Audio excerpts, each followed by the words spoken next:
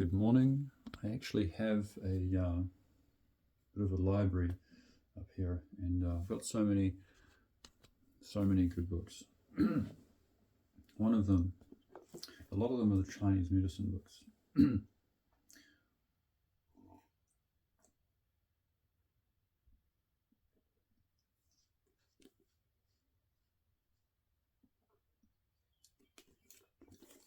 And a good one is this one, Huangdi Neijing. This is Yellow Emperor's classic of internal medicine.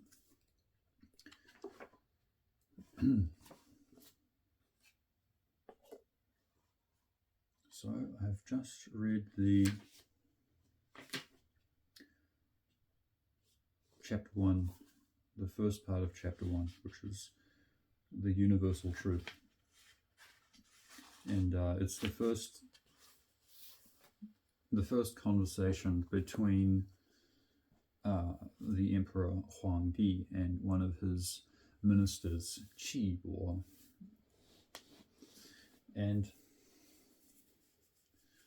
obviously it's very, very interesting. So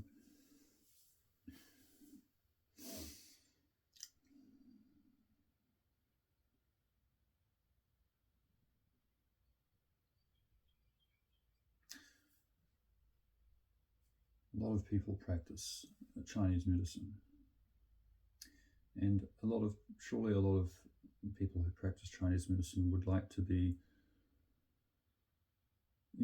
aspire to be the best TCM practitioner possible. The question is, how many factors are you willing to take into consideration? How many factors are you willing to take into consideration?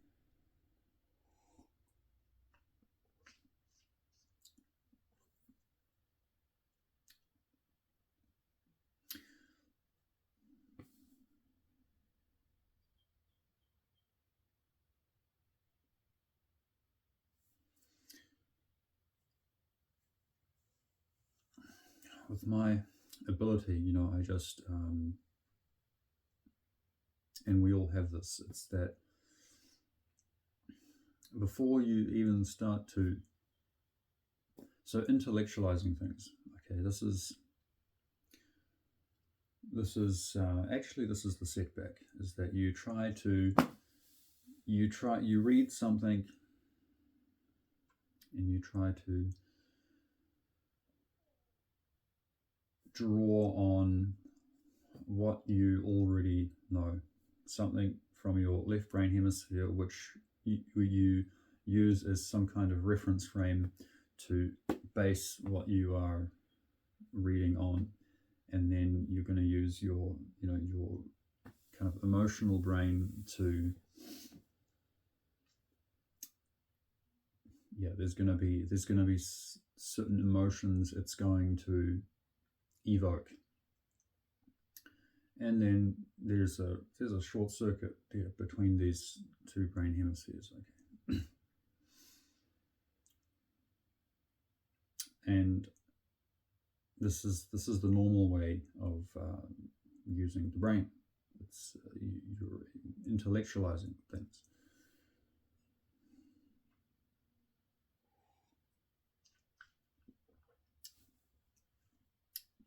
And this is how we are taught to use our brain.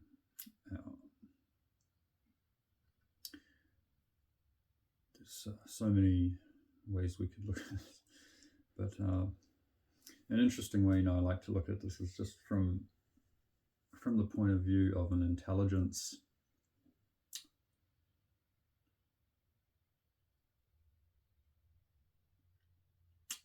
kind of competitive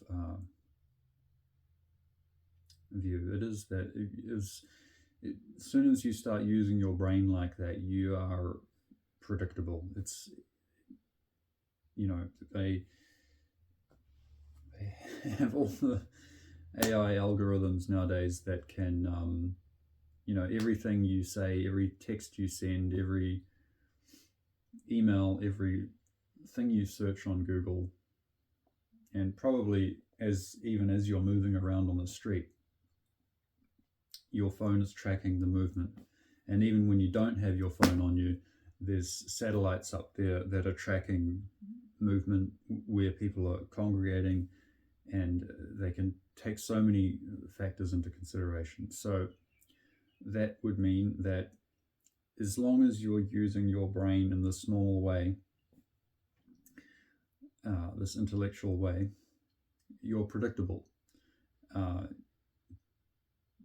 That with the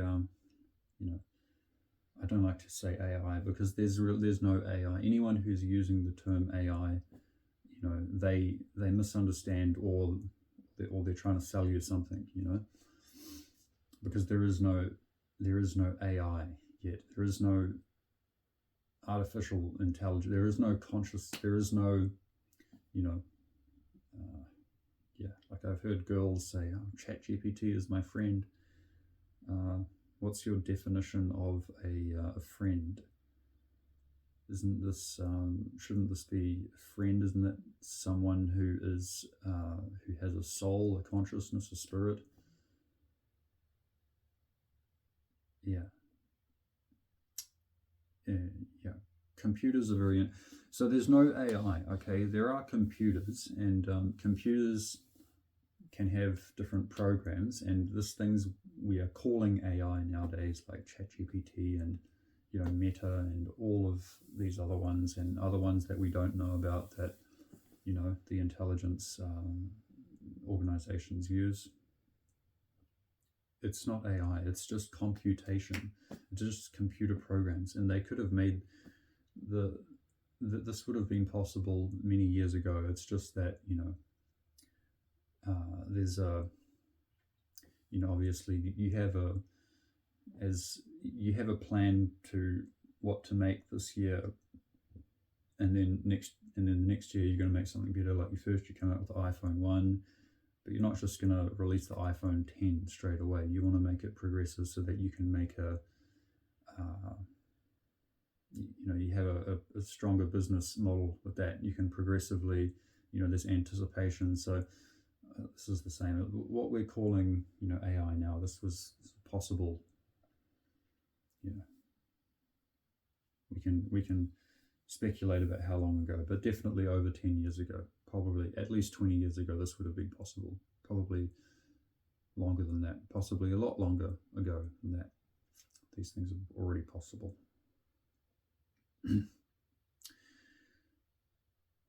So that's looking at this from one point of view. Okay, so long as you're using your brain in that way, you're predictable, and that I just explained it from the point of view of kind of like martial arts, I guess. It's kind of like martial arts. It's like when you are if we're fighting, okay, so long as you're intellectualizing my movement, my tonality, my attitude, my whatever, you're intellectualizing it, and you're using your brain in the normal way. Okay, you are using with your logical side, your memory, your this, your that, and then your emotional side, and you're basing your next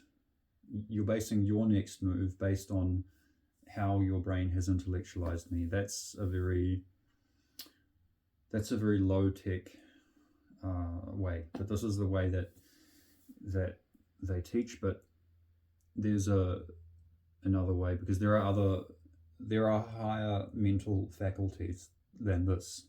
Okay, there's higher mental faculties than this, which it's more. One example, it's just pattern recognition. Okay, pattern recognition, which it's getting a little bit higher towards intuition, and then there's some higher brain functions even than that, which it doesn't really it's not limited to the normal time and space of the left-right brain. Again, this is still within the normal realm of parameters of limitations of time and space that most people are limited by. But there are higher brain functions, just like there is a normal electric circuit, which there's voltage, current, and there's a time lag, and with regular components and set up in the normal way, there's a time delay. Okay, there is also possible to make a circuit that has no time delay. That is, for example, if you have a there's this thought experiment. If you have a wire going from here to the moon and back again, and then you have a light bulb between it, and you have connected to a battery and then a switch, and then the question is, as soon as I flick that switch, how long is it going to take for the light bulb to light up? And let's say we use an LED, which just needs a very, very, very small amount of current, or even just a voltage potential, and then it will light up. So the answer is, as soon as you flick that switch, it will light up. As soon as you flick the switch, there will be light. However, there will be a time delay from the time you switch the switch to for the current to build up from 0 to how much is available from the battery, and also factoring in the resistance of the wire. But there, after that will be calculated depending on the the speed of light, and then other fundamental units. But the voltage, the potential difference, as soon as you flick that switch, it'll be there, like that. There will be no time delay. So there are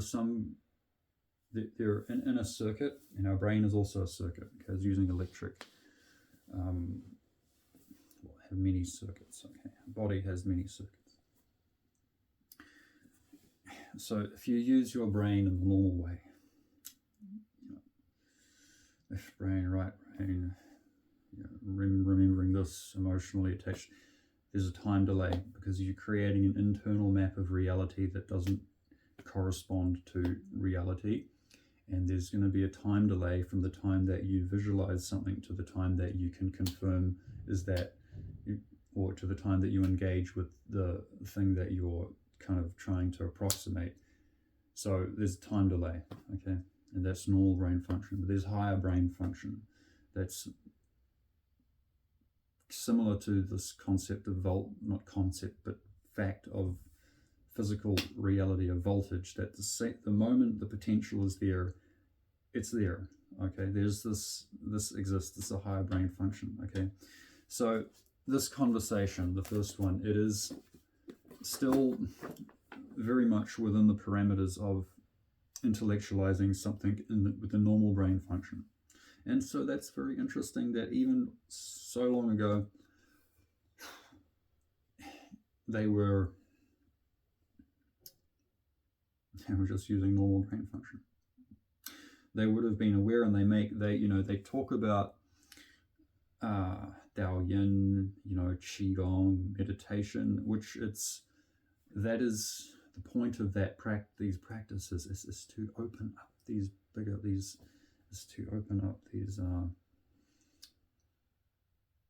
higher brain functions. Okay, so that you're not dependent on this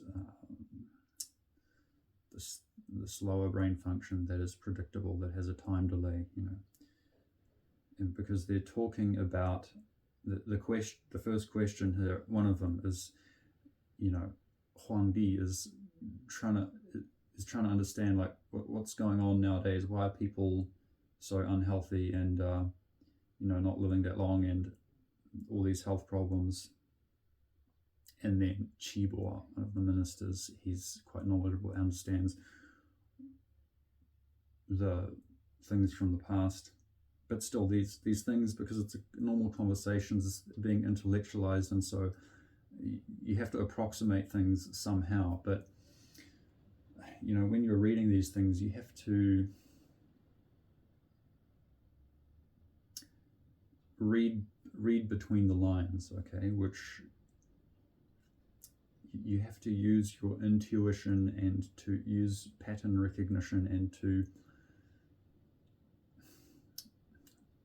allow these high brain. Otherwise, when you read all these Chinese medicine books, it's no wonder why, there's so many people doing Chinese medicine, and in these Chinese medicine books, it's talking about, a long time ago, back in the day, there were people that were living to 100 years of old and still able to procreate, able to conceive, and able to, they were over 100 years old. They didn't even look like that. They looked a lot younger. Okay, and so how is that possible? And then why is it that there's so many people that are so dedicated to Chinese medicine nowadays, and they have no hope of achieving that? Because they are intellectualizing these things in a normal way. They're not. How many factors are you willing to take into consideration? So, now that we've built up some sort of context for this, now let's read. And okay, listen between the words. Okay, think between the thoughts. All right.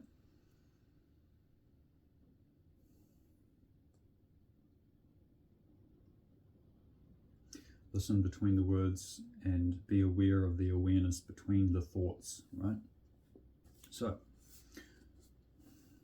Chapter 1, the Universal Truth.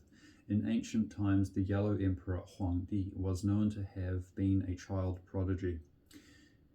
As he grew, he showed himself to be sincere, wise, honest, and compassionate. He became very learned and developed keen powers for observing nature. His people recognized him as a natural leader and chose him as their emperor. During his reign, Huangdi discoursed on medicine, health, lifestyle, nutrition, and Taoist cosmology with his ministers Qigong, Leigong, and others. Their first discussion began with Huangdi inquiring, "I've heard that in the days of old everyone lived 100 years without showing the usual signs of aging. In our time, however, people age prematurely, living only 50 years.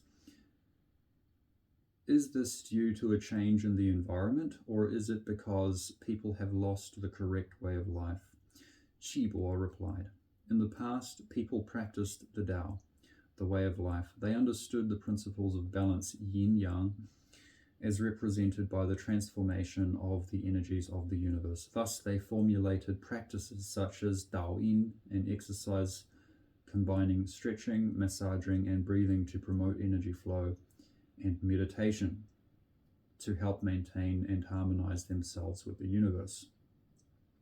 They ate a balanced diet at regular times, arose and retired at regular hours, avoided overstressing their bodies and minds, and refrained from overindulgence of all kinds. They maintained well-being of body and mind.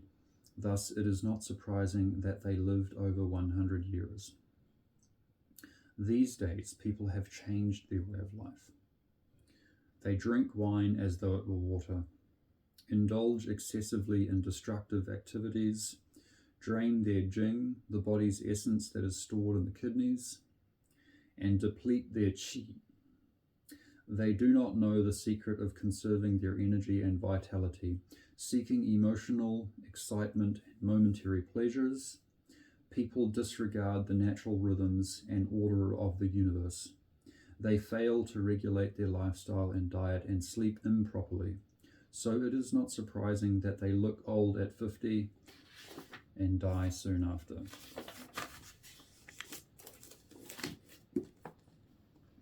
The accomplished ones of ancient times advised people to guard themselves against 灾风, disease-causing factors. 灾风, there's no characters, no intonation, so I don't know what this how to say it, but Z-E-I-F-E-N-G, Zaifeng, disease-causing factors. On the mental level, one should remain calm and avoid excessive desires and fantasizing, recognizing and maintaining the natural purity and clarity of mind. When internal energies are able to circulate smoothly and freely, the energy of the mind is not scattered, but is focused and concentrated. Illness and disease can be avoided. Previously, people led a calm and honest existence, detached from undue desires and ambitions. They lived with an untainted conscience and without fear. They were active but never depleted themselves. Because they lived simply, these individuals knew contentment as reflected their diet and basic but nourishing foods, and attire that was appropriate to the season but never luxurious. Since they were happy and their position in life, since they were happy with their position in life, they did not feel jealousy or greed. They had compassion for others and were helpful and honest, free from destructive habits. They remained unshakable and unswayed by temptations, and they were able to stay centered even when adversity arose. They treated others justly, regardless of their level of intelligence or social position. Huang Di asked, "When one grows old, one cannot bear children. Is this due to heredity, or to the loss of one's procreative energy?" Qi Bo answered, "In general, the reproductive physiology of women is such that at 7 years of age, her kidney energy becomes full, her permanent teeth come in, and her hair grows long.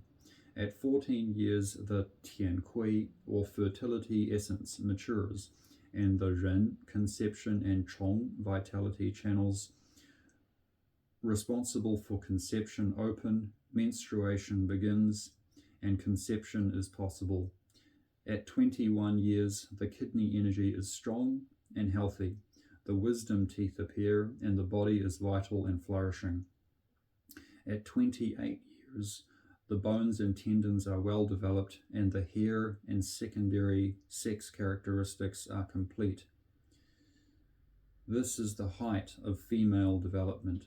At 35 years, the Yang Ming, stomach and large intestine channels that govern the major facial muscles begin to deplete, the muscles begin to atrophy, facial wrinkles appear, Shao Yang and Yang Ming are exhausted, the entire face is wrinkled, and the hair begins to turn grey.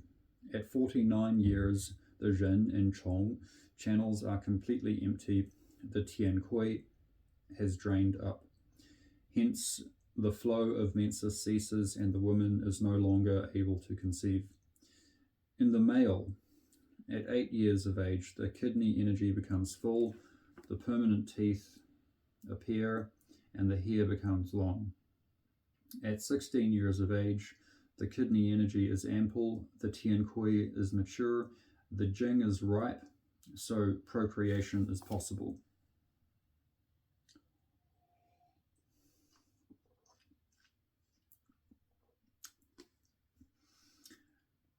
At 24 years, the kidney qi is abundant, the bones and tendons grow strong, and the wisdom teeth come in. At the 32nd year, the body is at the peak of strength. The functions of the male are at their height. By 40, the kidney qi begins to wane. The teeth become loose and the hair starts to fall. At 40 years, the yang energy of the head begins to deplete, the face becomes sallow, the hair greys, and the teeth deteriorate. By 50 years, the kidney energy weakens, causing the tendons to stiffen.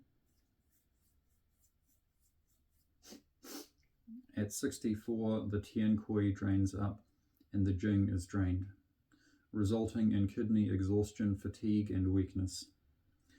When the energy of all the organs is full, the excess energy stored in the kidney is excreted for the purpose of conception. By now the organs have aged and their energy have become depleted. The bones and tendons have become frail and stiff, and movement is hampered.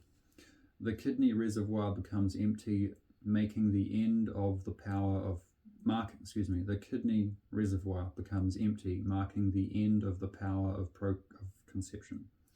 Huangdi remarked, I noticed, however, that some people, even though they are quite elderly, can still conceive. Qigong replied, this is because these individuals inherited an unusual abundance of Jing, and also realized how to live their lives properly and protect their vitality. At 64 and 49 for males and females respectively, these individuals still have excess kidney energy as well as qi and blood, and so they have the capacity to procreate. However, men past the age of 64 and women past 49 have normally lost this ability. Huangdi asked, if a wise one who follows the Tao over 100 years of age, can he or she still retain the ability to procreate? Qigong answered, yes, it is possible. If one knows how to live a correct way of life, conserve one's energy, and follow the Tao, yes, it is possible. One could procreate at the age of 100 years. Huangdi inquired, I've heard of people in ancient times spoken of as the immortals, who knew the secrets of the universe and held yin and yang, the world in the palm of their hands. They extracted essence from nature and practiced various disciplines such as Daoyin and Qigong, and breathing and visualization exercises to integrate their body, mind, and spirit. They remained undisturbed and thus attained extraordinary levels of accomplishment. Can you tell me about them? Qigong replied, the immortals kept their mental energies focused and refined, and harmonized their bodies with the environment. Thus, they did not show conventional signs of aging and were able to live beyond biological limitations. Not so long ago, there were people known as achieved beings who had true virtue, understood the way of life, and were able to adapt and harmonize with the universe and the seasons. They too were able to keep their mental energy through proper concentration. These achieved beings did not live like ordinary humans, who tended to abuse themselves. They were able to travel freely to different times and places since they were not governed by conventional views of time and space. So this is interesting. Even back, this is about, definitely over the Yellow Emperor. When was this? I don't know which dynasty, but this is definitely over 100, definitely about 200 plus years ago. Maybe, no, hang on a minute. It's like 1,000 years ago. Yeah, this was a long time ago. Possibly 1,000 or more years ago. Huangdi, which dynasty? Suwen, Meijing, organic.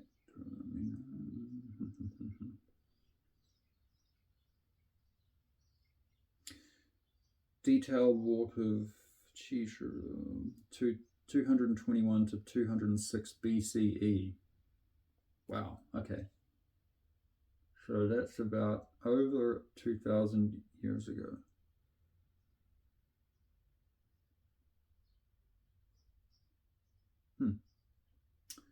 Yeah, if I'm reading that correctly, then this is over 2,000 years ago. So even way back then, yeah, there was still, there was some disconnect between these two different ways of thinking, two different modes of operation. Normal intellectualizing something, which has to be done in some way to be able to speak these things, and then the level of accomplishment, the level of mind function, the perception associated with these accomplished beings, accomplished humans, people. Like, they wouldn't, like, if you would imagine the way that Huangdi and Qibor are conversing to express these things, and then think about how these accomplished beings that they're talking about, how would they converse to express these things? They would be on a much higher level. They would not even have to speak. Like, they would probably look at each other, and they would already, all of these things would already be understood. You know, you would be using higher mind function as well. How many factors are you willing to take into consideration? Thus, they did not show conventional signs of aging and were able to live beyond biological limitations. Not so long ago, there were people known as achieved beings who had true virtue, understood the way of life, and were able to adapt and harmonize with the universe and the seasons. They too were able to keep their mental energy through proper concentration. These achieved beings did not live like ordinary humans who tended to abuse themselves. They were able to travel freely to different times and places, since they were not governed by conventional views of time and space. Their sense of perceptions were supernormal, going far beyond the sight and hearing of ordinary humans. They were able to perceive their lifespans and live in health and live in full health, much as the immortals did. There was a third type of person known as the sage. The sages lived peacefully under heaven and earth. They followed the rhythms of the planet and following the rhythms of the planet and the universe. They adapted to society without being swayed by cultural trends. They were free from emotional extremes and lived a balanced, contented existence. Their outward appearance, behavior, and thinking did not reflect the conflicting norms of society. The sages appeared busy but were never depleted. Internally, they did not overburden themselves. They abided in calmness, recognizing the empty nature of phenomenological existence.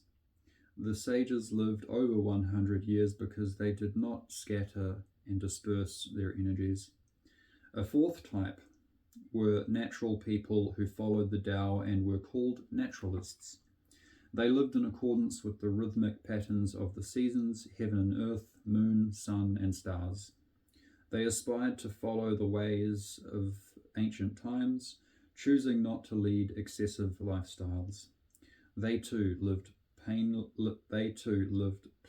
and enjoyed long life.